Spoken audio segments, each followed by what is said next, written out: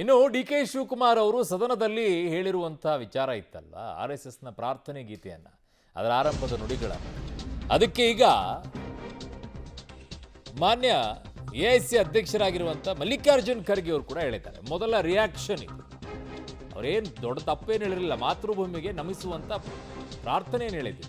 ಹಾಗೆ ಹೇಳಬಾರ್ದಾಗಿತ್ತು, ಕ್ಷಮೆ ಕೇಳಿದ್ದಾರೆ. ಅಲ್ಲಿಗೆಲ್ಲವೂ ಮುಗಿಯಿತು, ಕೇಸ್ ಕ್ಲೋಸ್ ಅಂತ ಮಲ್ಲಿಕಾರ್ಜುನ್ ಖರ್ಗೆ ಅವರು ಹೇಳಿದ್ದಾರೆ. ಕ್ಲೋಸ್ ಆದ ಕೇಸನ್ನು ನಾನು ಓಪನ್ ಮಾಡಲ್ಲ ಅಂತ ಹೇಳಿದ್ದಾರೆ. ಬೆಂಗಳೂರಿನಲ್ಲಿ AIC ಅಧ್ಯಕ್ಷ ಮಲ್ಲಿಕಾರ್ಜುನ್ ಖರ್ಗೆ ಅವರು ಹೇಳಿದ್ದು ಈ ರೀತಿಯಾಗಿದೆ ನೋಡಿ. RSS ಎಂದು ಸರ್ ಕ್ಷಮೆ ಕೇಳಿದ್ದಾರೆ ಸರ್. ಕ್ಷಮೆ ಕೇಳಿದ್ಮೇಲೆ ಮುಗಿದೋಯ್ತು. ಈಗ ಪದೇ ಪದೇ ಅದನ್ನ ನೀವು ಎತ್ತಿ ಹಿಡಿತಕ್ಕಂಥದ್ದು ಆಗಬಾರ್ದು. ಅದು ಹೇಳಬಾರ್ದಿತ್ತು, ಹೇಳಿದ್ದಾರೆ. ಹೇಳಿದ ಮೇಲೆ ಈಗ ಕ್ಷಮೆ ಕೇಳಿದ್ದಾರೆ. ಮತ್ತು ಅದಕ್ಕೆ ನಾನು ಹೆಚ್ಚಿನ ಅಂದರೆ ಕ್ಲೋಸ್ ಆದಂಥ ಕೇಸ್ ಓಪನ್ ಮಾಡೋಕ್ಕೆ ಹೋಗೋದು. ಇನ್ನು ಮುಂದೆ ಯಾರೂ ಕೂಡ ಮಾಡಬಾರ್ದು.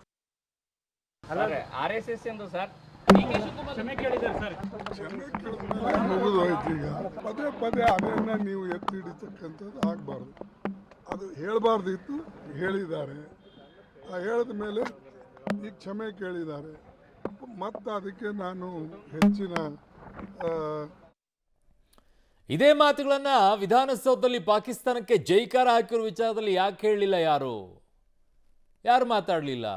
ಹೇಳಬಾರ್ದಾಗಿತ್ತು, ಅದನ್ನ ಕ್ಷಮೆ ಕೇಳಬೇಕಾಗಿತ್ತು. ಯಾರು ಅವ್ರನ್ನ ಒದ್ದೊಳಗಡೆಗೆ ಹಾಕಿ ಅಂತ ಯಾಕೆ ಮಾತುಗಳು ಬರಲಿಲ್ಲ? ಮಾತೃಭೂಮಿಗೆ ನಮಸ್ಕಾರ ಮಾಡುವಂಥ ಪ್ರಾರ್ಥನೆಯ ನುಡಿಗಳನ್ನು ಹೇಳಿದ ತಕ್ಷಣ ಅದು ಅಪರಾಧವಾಗೋಯ್ತು.